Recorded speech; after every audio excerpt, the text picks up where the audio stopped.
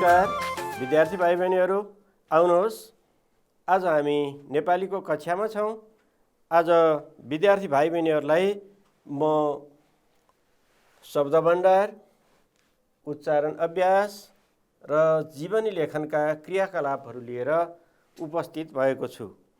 विद्यार्थी भाइ बहिनीहरू, अब आजको क्रियाकलापतिर लागौँ। शब्द भण्डार भन्ने बित्तिकै शब्दको सङ्ग्रह भन्ने बुझिन्छ। शब्द सङ्ग्रह अन्तर्गत के कुराहरू पर्छन् त, त्यसलाई कसरी व्यवस्थित रूपमा राखिएको छ, ती कुराहरू हामी सबैभन्दा पहिला केही छलफल गरौँ। ल, म शब्द भण्डारका बारेमा तपाईहरूलाई लिएर जाँदैछु। शब्द भण्डार के पर्छन् शब्द भण्डार अन्तर्गत हो। 1. पर्यायवाची शब्द। पर्यायवाची शब्द कस्तो शब्द, कस्तोलाई पर्यायवाची शब्द भनिन्छ? विद्यार्थी भाइ बहिनीहरूलाई थाहै छ होला, होइन त? ल भन्नुहोस् त विद्यार्थी भाइ बहिनीहरू, पर्यायवाची शब्द भनेको कस्तो हो? पर्यायवाची शब्द उस्तै अर्थ आउने अथवा उस्तै अर्थ दिने अर्को शब्द। पर्याय भनेको उस्तै अर्को शब्दलाई उस्तै अर्थ दिने अर्को शब्दलाई पर्यायवाची शब्द भनिन्छ। जस्तो गृह एउटा शब्द हो, यसलाई के पर्यायवाची दिन सकिन्छ? जस्तो गृह भनेको घर, निकेतन, आवास, निवास,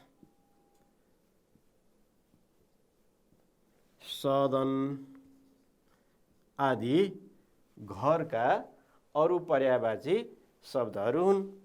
हो, अब त्यस्तै अर्को शब्दको कुराकानी गरौँ। विपरीतार्थी शब्द। यो त विद्यार्थी भाइ बहिनीहरूलाई थाहा छ नि, जसको उल्टो अर्थ आउँछ। उल्टो अर्थ दिने शब्दलाई विपरीतार्थी शब्द भनिन्छ। जस्तै कि अँध्यारो शब्द छ, यसको विपरीत अर्थ के हुन्छ? हो, अँध्यारोको उज्यालो।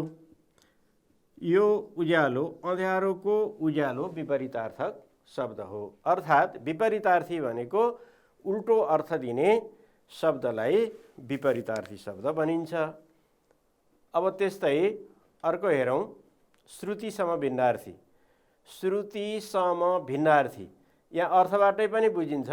श्रुति सम बराबर उस्तै सुनिने तर अर्थमा भिन्न हुने शब्द चाहिँ श्रुति समभिन्नार्थी शब्द हो।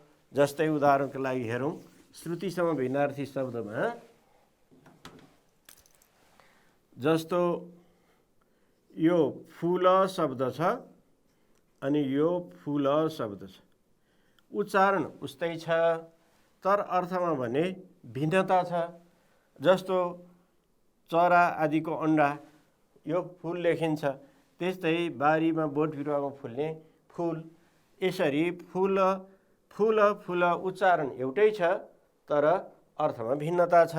त्यस्तै गरी यो दिन शब्द छ अनि यो दिन छ, उच्चारण एउटै हुन्छ तर अर्थमा भिन्नता हुन्छ। जस्तै दिन भनेको 24 घण्टाको समय, दिन भनेको दुखी गरिब। यसरी अर्थमा भिन्नता आउने शब्द चाहिँ श्रुति समभिन्नार्थी। सुन्दा उस्तै सुनिने अथवा उच्चारण उस्तै हुने, उस्तै सुनिने तर अर्थमा भिन्नता आउने। अब अर्को अनेकार्थी शब्द।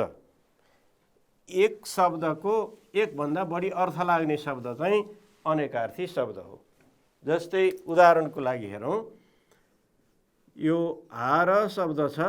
हारको अर्थ माला पनि हुन्छ अनि हारको अर्थ अर्को पङ्क्ति पनि हुन्छ। पङ्क्ति वा लहर, पङ्क्ति पनि हुन्छ, लहर पनि हुन्छ अनि हारको अर्थ पराजय पनि हुन्छ। यसरी अब यो सन्दर्भ अनुसार, अर्थ अनुसार, वाक्यको प्रयोग अनुसार, वाक्यको सन्दर्भ अनुसार यसको अर्थ बताउनु पर्ने अथवा बुझ्नु पर्ने हुन्छ। त्यसैले हार अनेकार्थी शब्द हो। हारको अर्थ माला पनि भयो, हारको अर्थ पङ्क्ति लहर पनि भयो, हारको अर्थ पराजय पनि भयो। हो, यो अनेकार्थी शब्द हो। त्यस्तै अब यहाँ कदम शब्द छ। यो कदम शब्द, एउटा कदम भनेको पाइला पनि हुन्छ, एउटा कदम भनेको रुख पनि हुन्छ, एक प्रकारको कदमको रुख, वनस्पति वृक्ष। यसरी यो कदम शब्द पनि अनेकार्थी शब्द हो। यसरी एकले अर्को हो। त्यस्तै जस्तो कि अलङ्कार वा गहना। अलङ्कार शब्द साहित्यमा प्रयोग भयो एउटा अर्थ हुन्छ, अलङ्कार सामान्य अर्थमा गहना भन्ने अर्थमा प्रयोग हुन्छ। यसरी यो अनेकार्थी शब्द रहेको छ। अब अर्को छ लघुतावाची शब्द। लघुतावाची भनेको चाहिँ कस्तो भाइ बहिनीहरू, सबैभन्दा सानो जनाउने शब्द। जस्तै कि भातको सबैभन्दा सानो जनाउने शब्द के हुन्छ? सीता, भातको सितो। त्यस्तै गरी अन्य पनि हामी यसका धेरै उदाहरणहरू दिन सक्छौँ। जस्तो तेलको के हुन्छ? थोपो हुन्छ। यो लघुतावाची, सबैभन्दा सानो जनाउने शब्द। अब त्यस्तै गरी अर्को शब्द हेरौँ, सिङ्गो शब्द। सिङ्गो शब्द या सार शब्द, यो भने चाहिँ कस्तो? जस्तै कि उदाहरणको लागि घाममा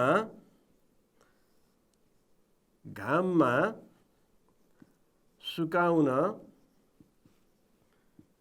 फिजाएको अन्न, यसलाई के भनिन्छ? घाममा सुकाउन फिजाएको अन्नलाई यसको सिङ्गो शब्द के हुन्छ? बिस्कुन हो। यो बिस्कुन चाहिँ के हो? यो बिस्कुन चाहिँ सिङ्गो शब्द हो। ल, यस्तै गरी अर्को शब्द हेरौँ, संक्षिप्त शब्द। शब्दहरूलाई छोटकरीमा छुट्याएर छोटो रूपमा पनि लेख्ने गरिन्छ। जस्तै कि गोपसम भयो भने यसको पूर्ण रूप के हुन्छ? गोरखापत्र संस्थान। त्यस्तै अब सैताके भयो भने के हुन्छ? शैक्षिक तालिम केन्द्र। त्यस्तै प्रजिअ भयो भने प्रमुख जिल्ला अधिकारी हो। यस्तो शब्द चाहिँ संक्षिप्त शब्द हो। अब यस्तै गरी बाल बोली, केटाकेटीहरूले बोल्ने भाषा। केटाकेटीहरूको आफ्नै भाषा हुन्छ, केटाकेटीहरूको आफ्नै बोली हुन्छ, केटाकेटीका अथवा केटाकेटीले प्रयोग गर्ने शब्दहरू आफ्नै किसिमका हुन्छन्, त्यसलाई बालबोली भनिन्छ। जस्तै केटाकेटीहरू दुधलाई के भन्छन्? बुबु भन्ने गर्छन्। तेललाई के भन्ने गर्छन्? तेते भन्ने गर्छन्। हो, यस्ता शब्दहरू चाहिँ बालबोली बुझाउने शब्दहरू हुन्। त्यस्तै पारिभाषिक शब्द, कुनै कुनै शब्दको अर्थ सोझो अथवा अर्को शब्द दिएर अर्थ नखुल्ने हुन्छ, त्यसलाई परिभाषा दिएर अथवा पद पदावलीहरू प्रयोग गरेर अर्थ खुलस्त पार्नुपर्ने हुन्छ। जस्तो कि अलङ्कार भन्ने शब्द आयो भने अलङ्कार साहित्यिक अर्थमा प्रयोग हुँदा अलङ्कारको अर्थ जस्तो साहित्यको शोभा बढाउने तत्त्व, शब्दहरूलाई कलात्मक ढङ्गले प्रस्तुत गर्ने शैली आदि बुझ्न सकिन्छ। यसरी यस्ता शब्दहरू पारिभाषिक हुन्। जस्तो विधेयक भन्ने शब्द आयो भने विधेयकको अर्थ के हो? विधेयक कानुन बन्नुभन्दा पूर्वको मस्यौदा वा खेसरा, त्यसलाई के भनिन्छ? छलफलका लागि तयार पारिएको मस्यौदा, त्यो चाहिँ विधेयक भयो। यस्ता शब्दहरू चाहिँ पारिभाषिक शब्द हुन्। अब प्रतीकात्मक शब्द, कुनै कुनै शब्दहरूले प्रतीक अर्थ चाहिँ प्रतीकको रूपमा रहेको हुन्छ। जस्तै कि उदाहरणको लागि नारद भन्ने शब्द छ, यसले के अर्थ बुझिन्छ? के बुझाउँछ? नारद एउटा त ऋषिको नाम, अर्को चाहिँ यहाँ नारद चाहिँ त्यसो नभएर बोलीचालीमा के को रूपमा प्रयोग हुन्छ? घर घर कुरा गर्दै हिँड्ने या कुरौटे मान्छेलाई नारद भनिन्छ। त्यसैले यो नारद चाहिँ के हो? प्रतीकात्मक शब्द हो। त्यस्तै अगस्ती भन्यो भने के हुन्छ? खाएर नअगाउने, खन्चुवा, त्यसको चाहिँ अगस्तीको अर्थ त्यसरी रहेको हुन्छ। त्यस्तै गरी दुर्वासा भयो भने के हुन्छ? दुर्वासा, रिसा, कस्तो दुर्वासा जस्तो रहेछ भन्यो भने रिसा रहेछ भन्ने। यसले चाहिँ यस्ता शब्दहरूलाई प्रतीकात्मक शब्द भनिन्छ। यस्ता थुप्रै नेपाली भाषामा यस्ता अन्य शब्दहरू पनि छन्। हामीले यहाँ केही शब्दहरूको बारेमा चर्चा गऱ्यौँ। अब हामी यस कक्षामा, आजको कक्षामा चाहिँ यी सबै शब्दहरूको बारेमा विस्तृत रूपमा अध्ययन गर्दैनौँ। आज हामी पर्यायवाची, विपरीतार्थी, श्रुतिसम भिन्नार्थी शब्दका बारेमा चाहिँ केही छलफल गर्छौँ है त। अगाडि जाउँ त है। ल, अब हामी विपरीतार्थी शब्दका लागि केही क्रियाकलापहरू गरौँ है त। विपरीतार्थक शब्दको अर्थ त मैले अघि पनि भने। के अरे विपरीतार्थक शब्दको अर्थ सम्झनुहोस् त। अब तल छ्यासमिस पारेर विपरीतार्थी शब्द राखिएका छन्। उदाहरण हेरी मिल्ने शब्द छानेर जोडा मिलाउनुहोस्। ल, म यहाँ केही शब्दहरू दिन्छु, तपाईँहरू जोडा मिलाउनुहोस् है त। अब जस्तो उदाहरणका लागि यहाँ लेख्ने तरिका पनि बताइदिएको छ। सक्षमको अक्षम। अब यो सक्षमको विपरीतार्थी, विपरीत अर्थ दिने शब्द अक्षम हो। अब यहाँ केही शब्दहरू छन्। शिक्षित, पत्नी, सहाय, अशिक्षित, पति, विपन्न, थोरै, असहाय, सम्पन्न, सक्रिय, धेरै, निष्क्रिय, असल, रुचि, खराब, नमिठो, अरुचि, मिठो। जस्तो यहाँ शिक्षित शब्द छ। अब यहाँबाट हेर्नुहोस् त, यो कुन चाहिँ यसको विपरीत अर्थ दिने शब्द होला? हो, शिक्षितको अशिक्षित। अब हामीले यहाँ शिक्षितको जोडा मिल्ने शब्द के हो? अशिक्षित हो, विपरीत अर्थमा जोडा मिल्ने शब्द। त्यस्तै पत्नीको के होला? पति। त्यस्तै सहायको के होला? असहाय। ल, तपाईँहरू पनि आफ्नो अभ्यास पुस्तिकामा यी शब्दहरूको खोजेर जोडा मिलाउनुहोस् है त, विपरीतार्थक अर्थको। ल, गर्नुहोस् त। तपाईँहरूलाई मैले केही समय दिएको छु है। ल, हेर्नुहोस् त, यसरी लेख्न सकिन्छ। शिक्षितको अशिक्षित, विपन्नको सम्पन्न, त्यस्तै सक्रियको निष्क्रिय, नमिठोको मिठो, त्यही दिएका छन्, त्यहीबाट हो। पत्नीको पति, थोरैको धेरै, त्यस्तै असलको खराब, रुचि अरुचि हो। अब यसरी हामीले अहिले गरेका क्रियाकलापहरूबाट के कुरा थाहा पायौँ भने उल्टो वा विपरीत अर्थ दिने शब्दलाई विपरीतार्थक शब्द भनिन्छ।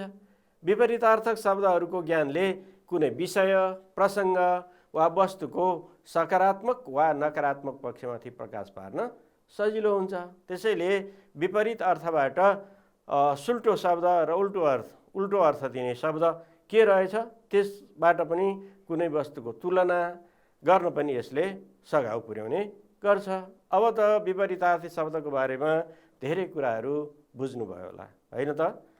ल, त्यसो भए म तपाईँहरूलाई एउटा सानो अभ्यास गर्न लगाउँछु है त। तलका शब्दको विपरीतार्थक शब्द लेख्नुहोस्। म यहाँ केही शब्दहरू दिन्छु, तपाईँहरू चाहिँ त्यसको आफ्नो अभ्यास पुस्तिकामा ती शब्दहरूको विपरीतार्थक शब्द लेख्नुहोस् है त। ल, अनुकूल, सज्जन, घाम, युद्ध, आधुनिक, नाफा, हिंसा, गुण, सक्रिय, यी शब्दहरू छन्। यी शब्दहरूलाई लिएर त्यस्तै अरू शब्दहरू पनि छन्। संयोग, आकाश, आशा, मित्र, मान, यी शब्दहरूको विपरीतार्थी शब्द चाहिँ लेख्नुहोस् है त। ल, अनुकूलको के हुन्छ होला? ल, तपाईँहरू लेख्दै जानुहोस् त।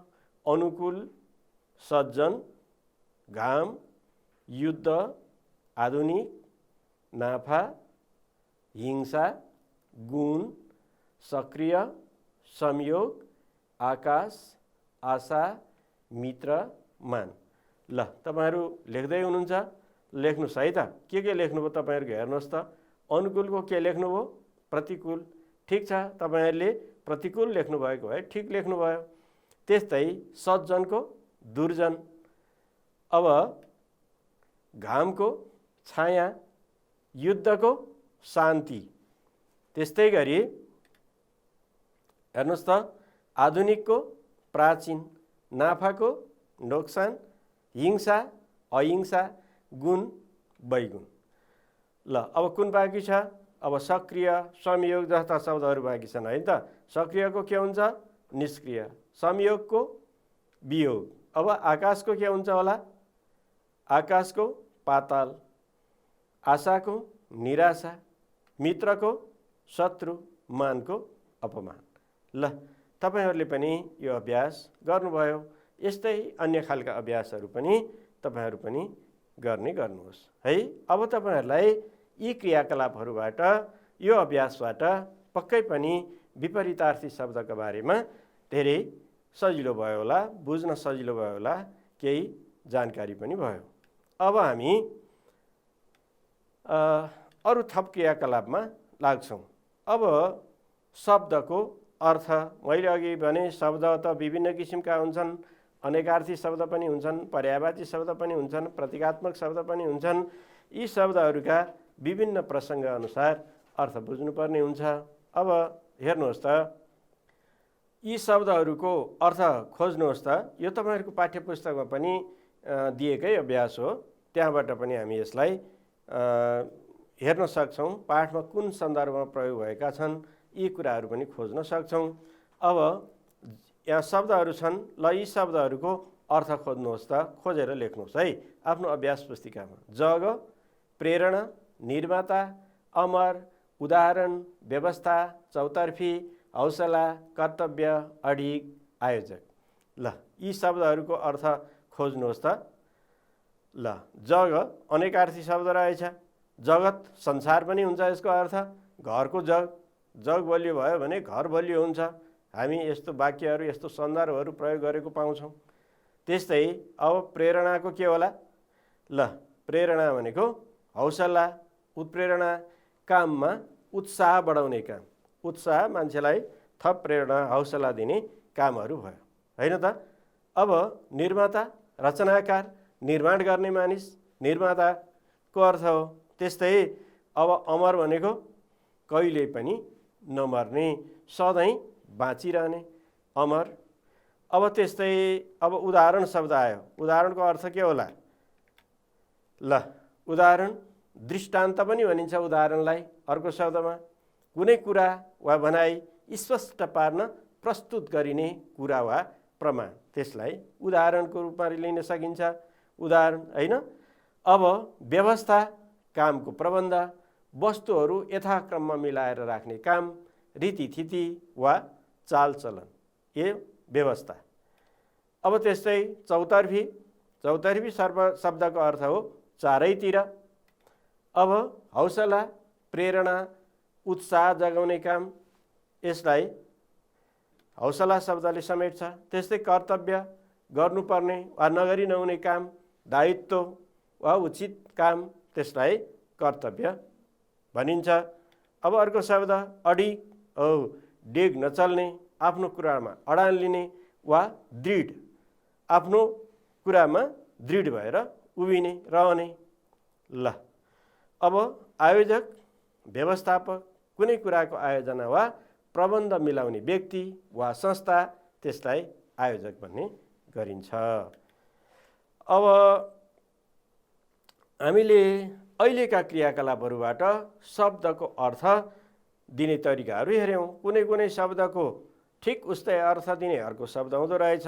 कुनै शब्दलाई प्रश्न पार्नको निम्ति परिभाषा, उदाहरण आदिबाट पनि हामी प्रश्न पार्न सक्दा रहेछौँ। यसरी शब्दको अर्थ विभिन्न तरिकाले प्रस्तुत गर्न सकिन्छ। अब हामी अर्को क्रियाकलापतिर लाग्छौँ। अबको हाम्रो क्रियाकलाप छ उच्चारण सम्बन्धी अभ्यास। उच्चारण अभ्यासको सन्दर्भमा केही कुरा गरौँ। हामीले जहाँ पनि पाठहरू पढ्दाखेरि शब्दको उच्चारणलाई जोड दिने गरेका छौँ। किन होला? थाहा छ नि विद्यार्थी भाइ बहिनीहरूलाई, नेपाली भाषाका ध्वनि, वर्ण, अक्षर, शब्द, पद, पदावलीहरूलाई प्रष्टसँग मौखिक रूपमा अभिव्यक्त गर्नु, भन्नु नै के हो? उच्चारण हो। अब प्रष्टसँग उच्चारण भएन भने के हुन्छ? वक्ताले बोलेका कुरालाई श्रोताले राम्रोसँग बुझ्न सक्दैनन्। उच्चारणको प्रभाव लेखाइमा पनि पर्छ, बोलाइमा मात्रै होइन।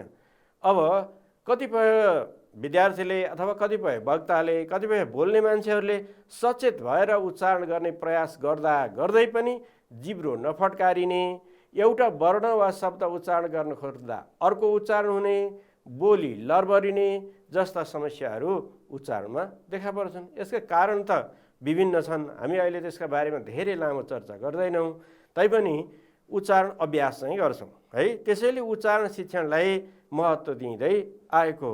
अब के भनिन्छ भने शुद्धसँग उच्चारण गरे, शुद्धसँग बोल्दै नबोले कसरी शुद्धसँग सुन्न सकिँदैन, नसुनिकन बोल्न सकिँदैन, बोल्दै नबोलिकन कसरी बुझ्नु। त्यसैले यो सुनाइ, बोलाइ, पढाइ, लेखाइका सबै क्रियाकलापमा यो उच्चारणको अत्यन्त महत्त्व छ, अत्यन्त प्रभाव पार्छ।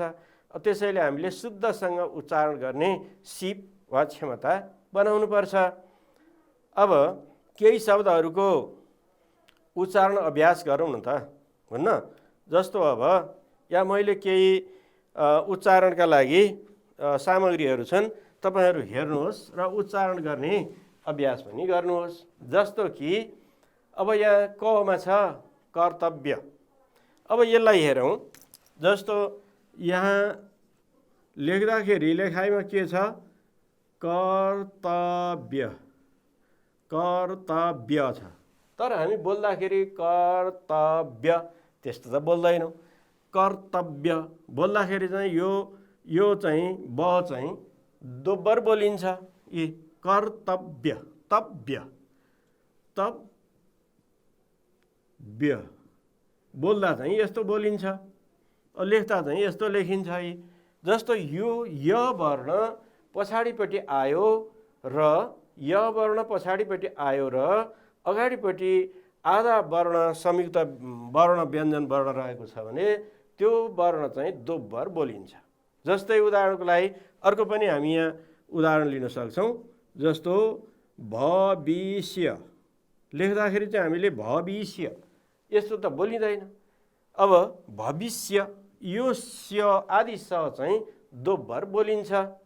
भविष्य यहाँ य छ। त्यसै गरी त्यस्तै अर्को पनि छ व्यक्तित्व। अब लेख्दाखेरि चाहिँ हामी यसरी लेख्छौँ व्यक्तित्व।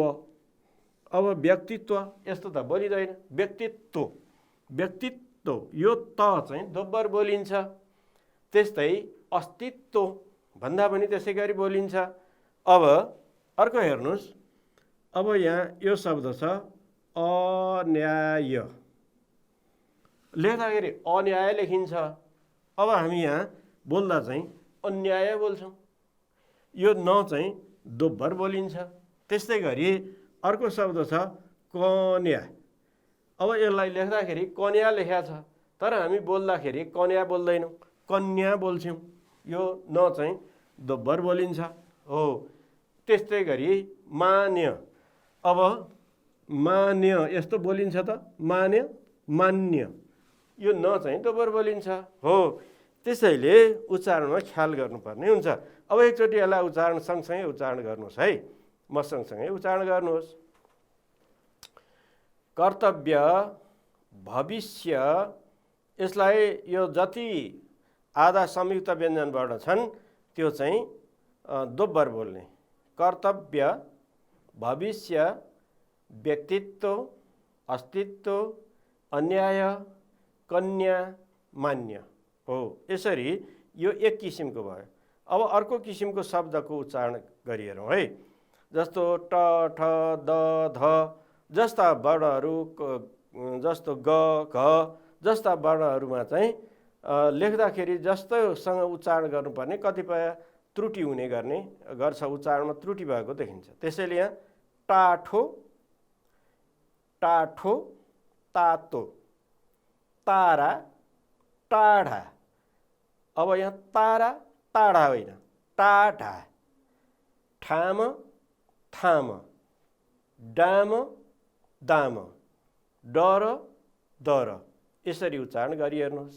ल तपाईँहरू पनि उच्चारण गर्नुहोस् त। अब यसलाई मैले देखाए जस्तै गरी तपाईँहरू पनि सँगसँगै उच्चारण गर्नुहोस् है। अब अर्को किसिमको उदाहरण हेरौँ। जस्तो यहाँ जन, झन, जन, झन। अब यहाँ ज पनि झलाई पनि ज बोले जस्तो बोलिन्छ, स्पष्ट भएन भने त्यसैले जन झन, जान झान, डाँट दाँत, घाम धाम, दान धान, गुण गुण।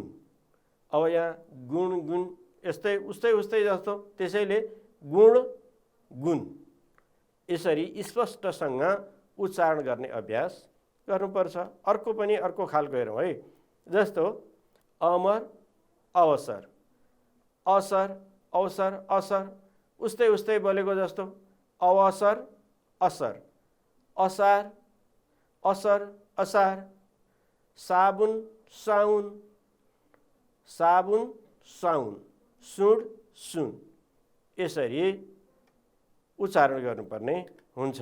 अब अर्को हेरौँ एकचोटि। अब यस्तो खालकोमा पनि केही समस्या भएको, उच्चारणमा केही समस्या भएको देखिन्छ।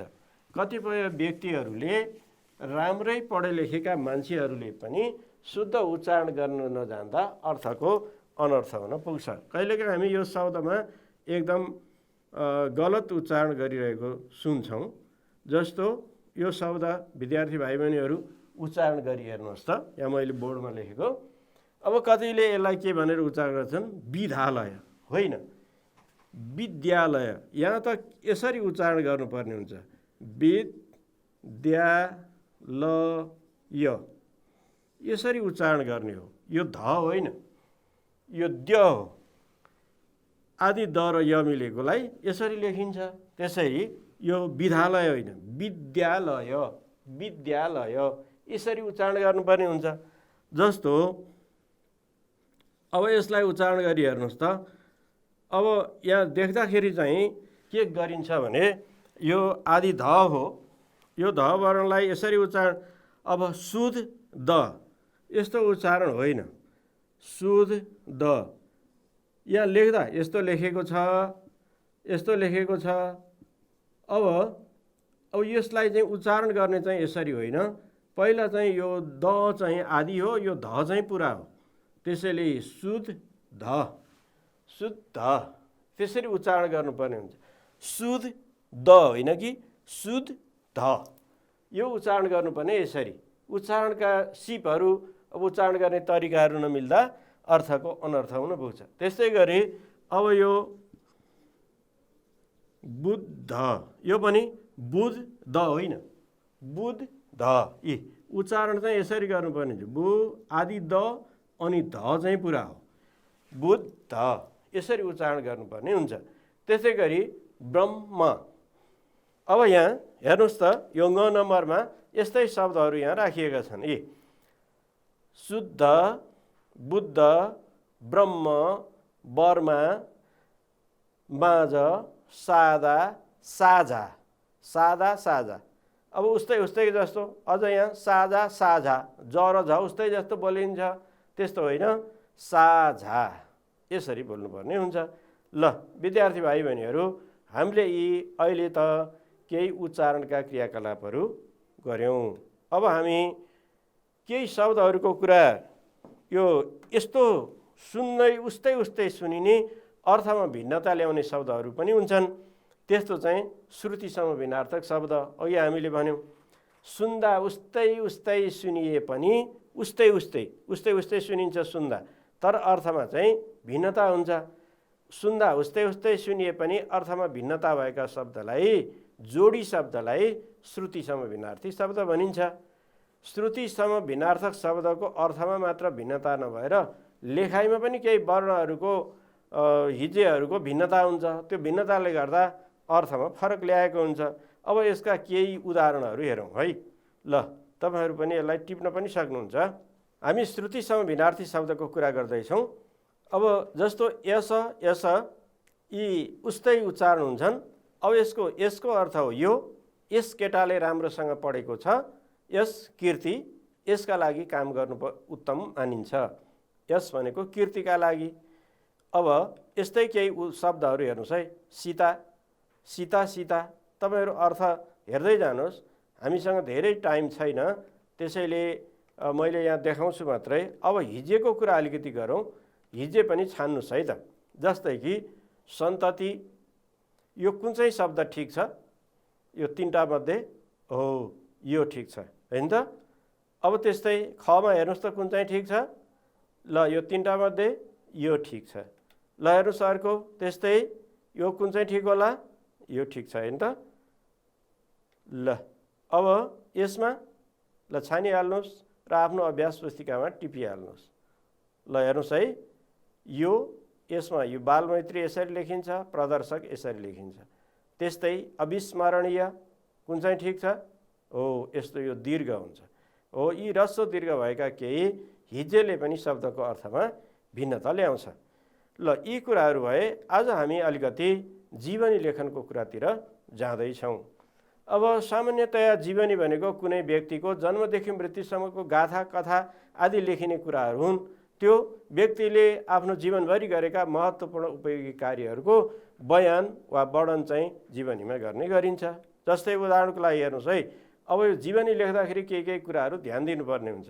तपाईहरु यसलाई सरसर्ती टिप्नुहोस् र बुझ्दै पनि जानुहोस्।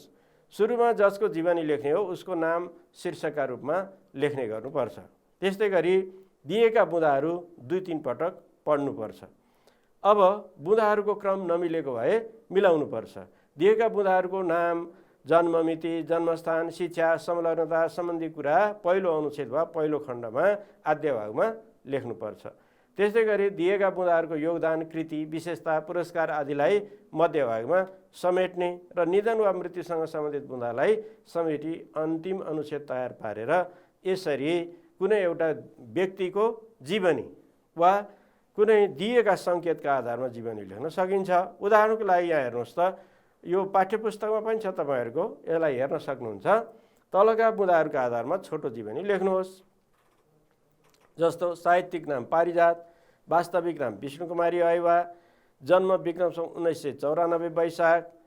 अब त्यस्तै गरी दार्जिलिङको लिगिया चिया बगान, मातापिता अमृता देवी र कालु सिंह वाइवा, शिक्षा BA, संलग्नता राल्फा भन्ने साहित्यिक आन्दोलनको नेतृत्व, प्रगतिशील लेखक सङ्घको स्थापना, अखिल नेपाल महिला मञ्च र बन्दी सहायता नियोगका संस्थापक अध्यक्ष, नेपाल मानव अधिकार सङ्गठनका संस्थापक उपाध्यक्ष। यसरी उनको चाहिँ कृतिहरू, उनका कृतिहरू कथा सङ्ग्रहमा आदिम देश, सडक र प्रतिभा आदि, कविता सङ्ग्रह आकाङ्क्षा, पारिजातका कविता, उपन्यास शिरीषको फुल, महत्ताहीन, भैँसको मान्छे आदि, निबन्ध सङ्ग्रह आदि आकाश, आत्मसंस्मरण, धुपी सल्लाह र लाली गुराँसको फेदमा। यी चाहिँ उनका कृतिहरू भए। अब साहित्यिक विशेषताहरू प्रगतिवादी दृष्टिकोण र क्रान्ति चेतनाको प्रभाव परेको, गरिब दुखी तथा असहायप्रति विशेष सहानुभूति राख्ने, साहित्यले समाज सुधार गर्न सक्नुपर्छ भन्ने विचार व्यक्त गर्ने सङ्घर्षशील साहित्यकार। अब सम्मान पुरस्कार, मदन पुरस्कार, युगगान पुरस्कार, पाण्डुलिपि पुरस्कार, गङ्की वसुन्धरा पुरस्कार आदि। मृत्यु 2050 वैशाख 5 काठमाडौँ। ल यही आधारमा हामी अब जीवनी लेख्ने अभ्यास गरौँ। यसलाई यी दिएका बुँदाका आधारमा जीवनी लेख्दाखेरि यस्तो एउटा संक्षिप्त सानो रूपमा धेरै बढाइ चढाइ नगरी जस्तो तथ्यहरू दिएको छ त्यस्तै आधारमा लेख्दा यस्तो जीवनी लेख्न सकिन्छ। नमुनाका लागि म विद्यार्थी भाइ बहिनीहरूलाई सर र वाचन गरेर प्रस्तुत गर्दैछु। ल हेर्नुहोस् है, नेपाली साहित्यका अनेक स्मरणीय प्रतिभामध्ये पारिजात पनि एक हुन्। उनको वास्तविक नाम विष्णुकुमारी वाइवा हो। लामाले उनको नाम छेकुटोलमा राखिदिएका थिए। पारिजात उनी आफैले मन पराएको नाम हो। उनको जन्म भारतको दार्जिलिङको लिङ्गिया चिया बगानमा विक्रम सम्वत 1994 वैशाखमा भएको। उनी पिता कालु सिंह वाइवा तथा माता अमृता देवी मोक्तानकी छोरी हुन्। सानै उमेरमा नेपाल आएकी पारिजातले BEdसम्म अध्ययन गरेकी थिइन्। अब त्यस्तै केही वर्ष विद्यालयमा अध्यापन गरेकी पारिजातको संलग्नता एउटा क्षेत्रमा मात्र थिएन। उनले यो संलग्नता शब्द भाइ बहिनीहरूको किताबमा ङ छ, वास्तवमा ङ हुँदैन, माथि श्रीबिन्दु दिनुपर्छ है। संलग्नता एउटा क्षेत्रमा मात्र थिएन। उनले राल्फा भन्ने साहित्यिक आन्दोलनको नेतृत्व गरेकी थिइन्। उनले प्रगतिशील लेखक सङ्घको स्थापना गरी त्यसको सशक्त नेतृत्व गरिन्। अखिल नेपाल महिला मञ्च र बन्दी सहायता नियोगका संस्थापक अध्यक्ष भएर पनि उनले काम गरिन्। नेपाल मानव अधिकार सङ्गठनका संस्थापक उपाध्यक्ष भएर मानव अधिकारका क्षेत्रमा सशक्त भूमिका निर्वाह गरिन्। अब दिएकै आधारमा हामीले यसरी तयार गरेका छौँ। अरू शारीरिक रूपले अशक्त भएर पनि साहित्य सिर्जना र समाजसेवा उनी जीवनभर सक्रिय रहिन्। प्रगतिवादी दृष्टिकोण र क्रान्ति चेतनाको प्रभाव परेकी एउटी सङ्घर्षशील नारीका रूपमा उनको परिचय पाइन्छ। उनी गरिब, दुखी तथा असहायप्रति विशेष सहानुभूति राख्थिन्। साहित्यले मनोरञ्जन मात्र होइन, समाज सुधार पनि गर्नुपर्छ भन्ने उनको मान्यता थियो। उनी समाज सुधारको पक्षमा उभिने सङ्घर्षशील एवं लोकप्रिय नारी प्रतिभा मानिन्छन्। नेपाली साहित्यमा विशिष्ट, अब यो अन्तिम अनुच्छेद यसरी टुङ्ग्याइएको छ, नेपाली साहित्यमा विशिष्ट योगदान दिए बापत पारिजात विभिन्न सम्मान तथा पुरस्कारबाट सम्मानित भइन्। मदन पुरस्कार, युगगान पुरस्कार, पाण्डुलिपि पुरस्कार, गङ्की वसुन्धरा पुरस्कार जस्ता महत्त्वपूर्ण पुरस्कारहरू प्राप्त गर्न उनी सफल भइन्। उनको निधन विक्रम सम्वत 2050 साल वैशाख 5 गते काठमाडौँमा भएको थियो। ल भाइ बहिनीहरू, यसरी यी दिएका सङ्केतका आधारमा बुँदाहरू लेख्न सकिन्छ। म भाइ बहिनीहरूलाई एउटा अभ्यासका लागि देवकोटाका सम्बन्धमा जीवनी लेख्नको लागि केही बुँदाहरू मैले यहाँ प्रस्तुत गरेको छु। ल सर र हेर्नुहोस् है, हेर्नुहोस् र यसलाई टिप्न पनि सक्नुहुन्छ र यही आधारमा तपाईँहरू जीवनी लेख्न सक्नुहुन्छ। ल या मैले एकचोटि सर र पढेँ। नाम लक्ष्मीप्रसाद देवकोटा, जन्म विक्रम सम्वत 1966, कार्तिक 27 लक्ष्मी पूजा, जन्मस्थान धोबीधारा काठमाडौँ बागमती प्रदेश, पितामाता तिलमाधव देवकोटा तथा अमरराज्य लक्ष्मी देवकोटा, शिक्षा BA BL, अङ्ग्रेजीमा MA सम्मको अध्ययन, प्रकाशित कृतिहरू कविता सङ्ग्रह भिखारी, मनोरञ्जन, छहरा, लक्ष्मी कविता सङ्ग्रह आदि, खण्डकाव्य मुनामदन, कुञ्जिनी, मैना, बसन्ती, सृजामाता, लुनी, मेन्दु आदि, महाकाव्य शाकुन्तल, सुलोचना, वनकुसुम, महाराणा प्रताप, प्रमिथस, पृथ्वीराज चौहान, कथामा लक्ष्मी कथा सङ्ग्रह, उपन्यास चम्पा। विशेषता: 10 वर्षको उमेरमा कविता लेखन प्रारम्भ, स्वच्छन्दतावादी धाराका प्रवर्तक एवं केन्द्रीय प्रतिभा, नेपाली भाषामा कविता, खण्डकाव्य, महाकाव्य, निबन्ध, कथा र उपन्यास लेखन, अङ्ग्रेजी भाषामा पनि कविता, महाकाव्य लेखन, लोकप्रिय साहित्यकार, नेपाली भाषा, नेपाली जाति, नेपाली संस्कृति र नेपाली राष्ट्रिय चेतनाले ओतप्रोत निबन्धकारका रूपमा पनि चर्चित, आँसु कवित्वले परिपूर्ण, प्रजातन्त्रका पक्षधर, 3 महिना नेपालका शिक्षा मन्त्री, नेपाल एकाडेमीका संस्थापक, नेपाली साहित्यका त्रिमूर्तिमध्ये एक, महाकविका रूपमा प्रतिष्ठा प्राप्त, पुरस्कार त्रिभुवन पुरस्कार मरणोपरान्त, निधन विक्रम सम्वत 2016 भाद्र 29 काठमाडौँ। ल यो आधारमा तपाईँहरू पनि एउटा संक्षिप्त जीवनी लेख्ने अभ्यास गर्नुहोस् है त। ल भाइ बहिनीहरू, आजको कक्षामा भाइ बहिनीहरूले जुन सक्रियता देखाउनुभयो त्यसको लागि हार्दिक आभार व्यक्त गर्दै आजको कक्षा यहीँ अन्त्य गर्न चाहन्छु। धन्यवाद।